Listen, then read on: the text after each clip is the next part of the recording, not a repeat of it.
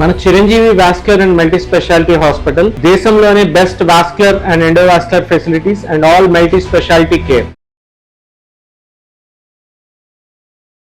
నమస్తే రమగారు. నమస్తే జయ. రమగారు, మనం ఆదివారం నాన్ వెజ్ తినకూడదు అని వింటుంటాం, కానీ ఆదివారమే తెచ్చుకొని తినే వాళ్ళే ఉంటాం ఎక్కువగా, మిగతా అన్ని రోజుల కంటే కూడా. ఎందుకంటే సెలవు కావటం కావచ్చు, రకరకాల అలవాట్లలో భాగంగా. అసలు ఈ అలవాటు ఎలా వచ్చింది మనకి? ఆదివారమే తినే అలవాటు బ్రిటిషర్స్ మనకు అలవాటు చేసి వెళ్ళారని అనుకుంటూ ఉంటాం. అసలు ఆదివారమే పని చేయాలనేది మనకి ఇదివరకు కాన్సెప్ట్ అట, కానీ ఇప్పుడు ఏంటి, మనకి సెలవు అంటే సండే కదా, పూర్తిగా మారిపోయాం కదండి. ఇదివరకు పాతకాలంలో అందరికీ నియమాలు ఉండేవి జయ. ఇప్పుడు మనకి రోజు నియమాలు ఏమున్నాయి? ఆదివారం నాన్ వెజ్ కాదు, అసలు నాన్ వెజ్ తినకుండా, ఏదైనా ఆర్డర్ చేసుకుని తినకుండా, ఏవైనా పదార్థాలు తినకుండా ఎవరు ఉంటున్నారు? కేవలం ఒక వారంలో ఒక రోజే తినాలన్న నియమం, పోనీ ఈ వారాలు తినకూడదని, ఈ నెలలో తినకూడదని నియమాలు పెట్టుకుంటున్నటువంటి నాన్ వెజిటేరియన్స్ ఓ 20% ఉన్నారేమో.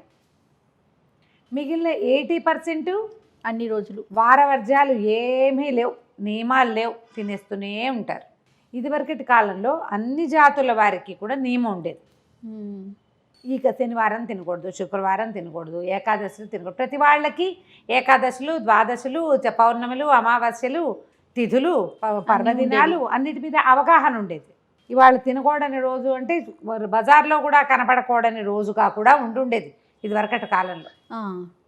ఇంత విరివిగా తినేవాళ్ళు కాదు.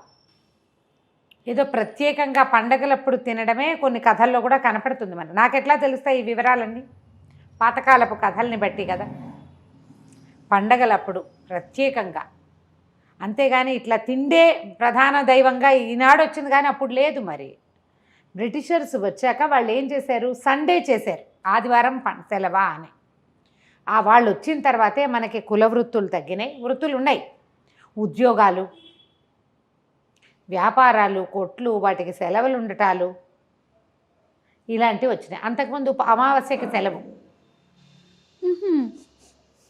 అమావాస్యకి సెలవు, మంగళవారాలు అప్పుడు వ్యాపారాలు, శుక్రవారం వ్యాపారం చేసేవారు కదా, ఎవరు కొనేవాళ్ళు కాదు, ఆ రోజున సెలవు ఉండేది. ఓకే అండి. తప్ప ఆదివారం సెలవులు మనకి ముందు 152 ఏళ్ళ, 200 ఏళ్ల క్రితం, 300 ఏళ్ల క్రితం లేదు. విపణి తెరిచే ఉండేది. అమావాస్య నాడే కొనుబళ్ళు ఉండేవి కాదు. వీళ్ళు వ్యాపారాలు చేసుకోవడానికి అప్పుడు వెళ్ళిపోయేవాళ్ళు. అదేలేండి, ఎవరి పద్ధతి వాళ్ళదిగా ఉండేది. బ్రిటిషర్స్ వచ్చాక ఎట్లా వచ్చింది? మనకి ఉద్యోగాలు వచ్చినాయి. అయితే మనకి పూర్వకాలం ఏం చేసేవాళ్ళు అంటే అధ్యయనాలు ఉండేవి. ఎలా అధ్యయనాలు? గురుకుల పాఠశాలలు, గురుకులాలు ఉండేవి. ఈ గురుకులాల్లో ఆదివారం నాడు సూర్యారాధన చేసేవాళ్ళు. మనకి ఆదివారం అంటే రవివారము కదా దాని పేరు, సూర్యుడి యొక్క రోజు. ఈవెన్ ఇంగ్లీష్లో కూడా సండేనే అది, అంతే, సూర్యుడి రోజే. వాళ్ళ పేరు కూడా ఇలాగే పెట్టుకున్నారు. అయితే ఏం చేసేవాళ్ళు? ఈ అధ్యయనం రోజున స్త్రీ తైల మధుమాంసాని వ్యర్జయేత్ అని చెప్పేవాళ్ళు. స్త్రీ అంటే బ్రహ్మచర్యం ఉండాలి, మధువు, మాంసము, తైలము, నూనె తినకూడదు, మధువు లాంటివి ఏవి తాగకూడదు, మాంసాన్ని వర్జించాలి. ఆదివారం నాడు సూర్యారాధన తప్పకుండా చేసేవాళ్ళు. సూర్యుడికి అర్ఘ్యం ఇవ్వటం, తర్పణాలు విడిచే పని కూడా ఆదివారాలు చేసేవాళ్ళు. సూర్యుడి కోసమే హోమం చేసేవారు. ఆ రోజున సూర్యారాధనలో భాగంగా బ్రహ్మచర్యం పాటించేవాళ్ళు గృహస్థులైన వాళ్ళు. విద్యార్థులైన వాళ్ళు తైలం తినకూడదు, మాంసం తినకూడదు, మధువు అవి తాగకూడదు, మామూలు వివాహాలు కాని వాళ్ళు ఈ నియమాన్ని పాటించేవాళ్ళు. ఇలా నియమపాలన అనేది ఒక ఖచ్చితంగా ఉండేది. వీళ్ళు ఇది సెలవు ఆదివారానికి అప్పుడు ఏమంత మెల్లిగా గురుకుల పాఠశాలలు ఓ పక్కకు పోయి ఇంగ్లీషుగా బళ్ళు మొదలైనాయి, పాఠశాలలు మొదలైనాయి. అంతకుముందు కూడా వెళ్తే ఒంట్లు అవి నేర్పించేవాళ్ళు. తెలుగు బళ్ళల్లో బడి ఉండేది, ఏకోపాధ్యాయ పాఠశాలలు ఉండేవి. వాటన్నిటి కూడా సండే హాలిడే చేశారు. సండే హాలిడే సర్కల్ మరి సెలవు రోజునే కదా పిల్లలు తలంట్లు పోసుకుంటారు. ఆదివారం తలంట్లు ముందు కాలంలో లేదు, స్కూల్లో వచ్చాక తలంట్లు. అసలు ఆదివారం నెత్తికి నూనె రాసుకోకూడదు. మనం నూనె తినేవాళ్ళం కాదు, మన ముత్తాతలు తినేవాళ్ళు కాదు, నూనె రాసుకునేవాళ్ళు కాదు జయ. ఆదివారం మనం ఆదివారమే తలంటి పోసుకోవడం మనకు తెలుసు. మరి ఎందుకంటే వారం అంతా బడి ఉంటుంది, ఆదివారం నాడు వెసులుబాటు ఉంటుంది. మరి వాళ్ళు ఎప్పుడు సెలవు తీసుకునేవారంటారు రమ్మగారు? మనం ఉందా? వాళ్ళకి బళ్ళకి సెలవులు అనధ్యయనం ఉండేది. నెలలో అమావాస్య నాడు చదువుకోకూడదు, పౌర్ణమి నాడు పౌర్ణమి నాడు పూజ ఉండేది, అధ్యయనం ఉండేది కాదు. అమావాస్య నాడు ఖచ్చితంగా అనధ్యయనమే. ఆ రోజున చదువు లేదు, పాఠశాలలు ఉండేవి కాదు. ఇప్పుడు కూడా వేద పాఠశాలలో అనధ్యయనము అని చెప్తారు ఖచ్చితంగా. అధ్యయనం ఉండదు పౌర్ణమి ఘడియలు ఉన్నంతవరకు, అది అమావాస్య ఘడియలు ఉన్నంతవరకు అధ్యయనం ఉండదు. ఇట్లా తీసుకునేవాళ్ళు. గ్రహణ వేళలు అవి అధ్యయనం ఉండదు. సంధికాలాలు ఏవో లెక్క గుర్తులు పెట్టేవారు. ఇప్పుడు అనధ్యయనము అని రాయబడి ఉండేది. అప్పుడు ఇంకా చదువు ఉండేది కాదు. పిల్లలు రోజు చదువుకునేవాళ్ళు. ఆదివారాలు లేవు, శనివారాలు వేద పాఠశాలలు ఉండే మా వాళ్ళది ఏం లేదు, అది నడుస్తూనే ఉంటాయి. అనధ్యయన కాలంలో పండగలప్పుడు, సంక్రమణాలప్పుడు అప్పుడు అనధ్యయనం ఉంటుంది. అంటే అధ్యయనము లేకపోవటం అది అప్పుడు పద్ధతి. అది ఇక మిగతా చేతి వృత్తుల వాళ్ళు కూడా, వృత్తుల వాళ్ళు కూడా వాళ్ళును ఏకాదశులు, ద్వాదశులు, తర్వాత పౌర్ణములు, తర్వాత అమావాస్యలు పనులు చేసేవాళ్ళు కాదు. అది ఈ చెరుకు చెట్ల వడ్రంగులు, కమ్మరి పని చేసేవాళ్ళు, చెట్ల కొమ్మలు అవి తెచ్చుకునేవాళ్ళు. ఈ రోజున వెళ్ళకూడదు అని నియమం ఉండేది వాళ్ళకి. ఆదివారం వెళ్ళకూడదు, మంగళవారం వెళ్ళకూడదు, శనివారము త్రయోదశి కలిసి వస్తే వెళ్ళకూడదు. ఇవి నేను ర్యాండమ్గా చెప్తున్నా. ఇలాంటి నియమాలు ఏర్పరచుకుని పెట్టుకునేవాళ్ళు. అడుసు తొక్కడానికి ఒక మంచి రోజు, కార్తెలు చూసుకునేవాళ్ళు. మనకు తెలుసు కదా, మృగశిర కార్తె, ఆర్ద్ర కార్తెలో విత్తనాలు నాటాలి. ఆరుద్ర వచ్చింది, విత్తనాలు నాటాలి. మృగశిరలో ఇది చెయ్యాలి. దీంట్లో ప్రతిదానికి కార్తెలు లెక్క చూసుకునేవాళ్ళు. ఈ కార్తెలు చెప్పడానికి ఎవరుండేవాళ్ళు? ఊళ్ళల్లో పెద్దవాళ్ళు, పురోహితులు. ఊరి పురోహితుడు అంటే మన ఇంటి దేవుడు అనమాట, చిన్న దేవుడు. ఈ మంచి రోజులు అవి చెప్పడం కోసమే ఊరి జనమంతా పురోహితుడిని పోషించుకునేవారు. పూజారి గారు చెప్పేవాళ్ళు. దేవాలయాలంటే దేవాలయపు పూజారి మంచి రోజులు, పిల్లల్ని దింపడానికి మంచి రోజు, మరి వీళ్ళు విత్తనాలు పెట్టడానికి, పాదులు పెట్టేందుకు కూడా మంచి రోజు చేయ, పొలంలో నాగలు పెట్టడానికి మంచి రోజు. నీకు నాకు టైమింగ్స్ కుదిరి మనం షూటింగ్ పెట్టుకున్నట్టు కాదు. ప్రయాణాలకి కూడా ఆనందాది యోగాలు. ఊరెళ్ళాలి, పిల్లని దింపాలి, లేదా ఊరెళ్ళాలి, సరుకులు తెచ్చుకోవడానికి ఒక పద్ధతి.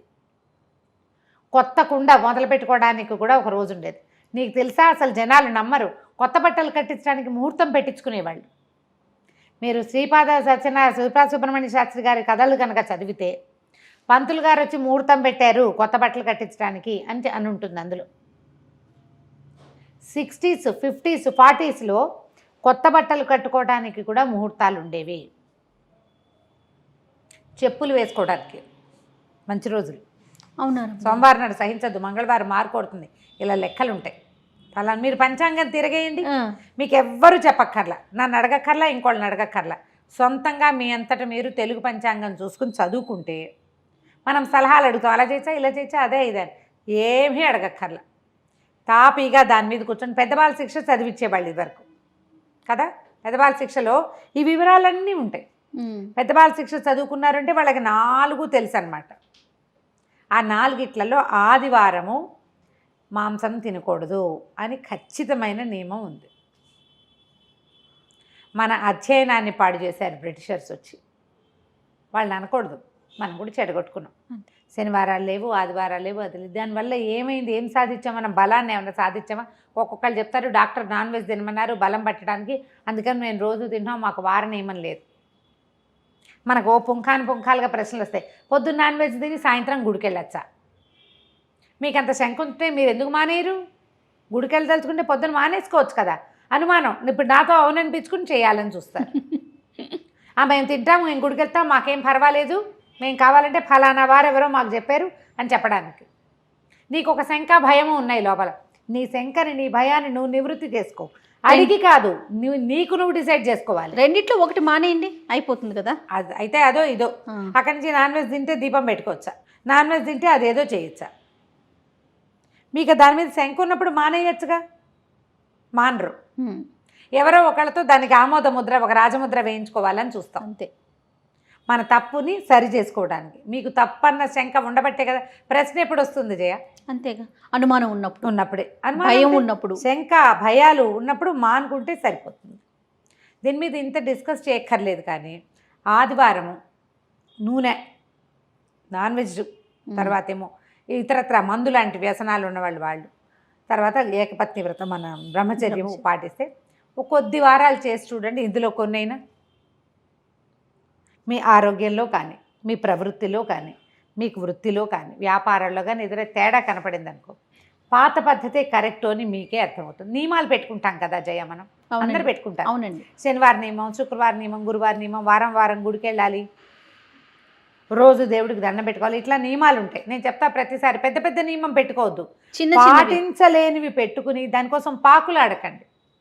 మన జీవితానికి మన బుద్ధికి నియమం కావాలి. కొన్ని ఆదివారాలు పూర్తిగా నాన్ వెజ్ని తీసేయండి జీవితంలో నుంచి. ఈ ఆదివారం నియమం వల్ల నేను నాన్ వెజ్ తిన్నోని అదేదో సినిమాలలాగా అర్ధరాత్రి అయ్యాక తినకూడదమ్మా. వారానికి కాదు, నీకు కదా నియమం. 12 అయ్యాక తినచ్చా? ఏమంత చచ్చిపోతామా తినకపోతే? ఒకరోజు మర్నాడు తినకూడదు. అర్ధరాత్రి 12 అయ్యేదాకా మెలుకుకోండి, అప్పుడు తినాలా? ఇంకెందుకు మనకు వార నియమం? అనవసరం కదా. మరి ఆగలేమా అంతా? ఎందుకు ఆగలేకపోతారు? పోనీ నియమం పెట్టుకోవడం, అప్పుడు వదిలేయచ్చుగా హాయిగా. శనివారం లేదు, శుక్రవారం లేదు, ఆ మాట లేదు.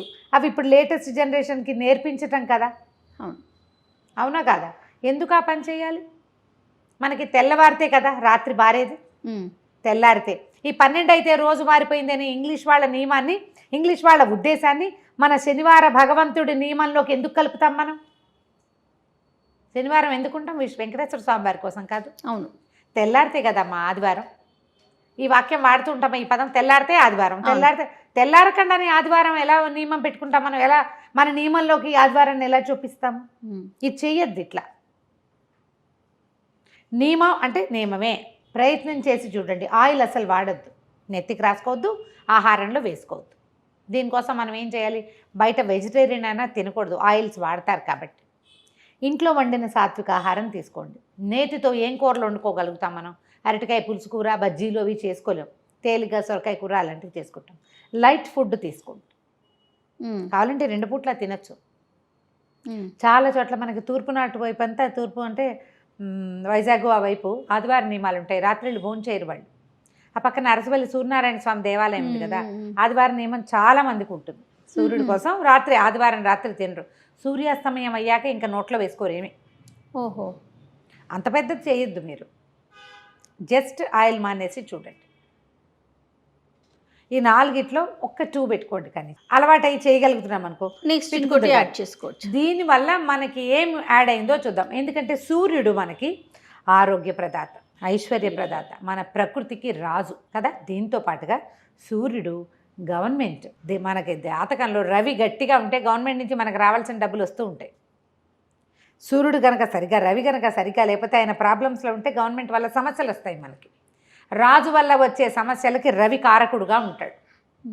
జ్యోతిష్యం తెలిసిన వాళ్ళకి పెద్ద పెద్ద విషయాలు ఇవి నేను ఊరికే క్యాజువల్గా నాకు తెలిసిన మాట చెప్తున్నా. సూర్యారాధన చేసిన వాళ్ళకి ప్రభుత్వాలతోటి సమస్యలు ఉండవు, వాళ్ళ ఉద్యోగాల్లో వాటిలలో సమస్యలు రావు, ఆరోగ్యానికి మంచిది. ఇలా ప్రయత్నం చేసి చూడండి. ఆదివారం ఏమేమి మానేయాలి అనేది ఆల్రెడీ 4 సార్లు చెప్పాం కదా. ఏవి మానేయగలరో ట్రై చేస్తుండే. ఇది చాదస్తం కాదు, నేను ఎవరిని డైవర్ట్ చేసేందుకు ప్రయత్నం చేయట్లేదు.